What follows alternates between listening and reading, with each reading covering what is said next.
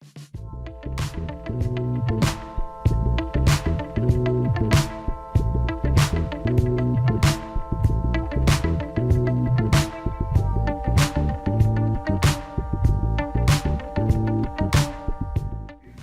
there enough compelling reasons to reimpose the death penalty?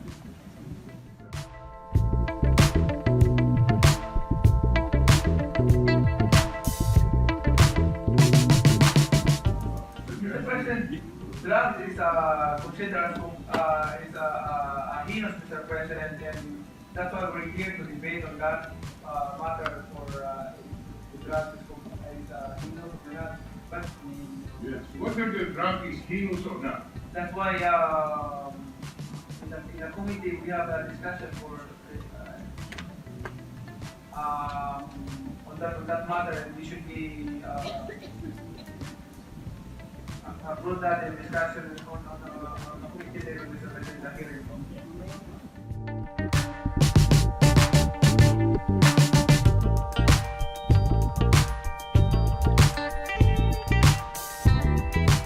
Yes, Mr. President, we have a policy based on the Constitution. Well, the Constitution, Mr. President, allows the imposition of the death penalty if Congress so provides.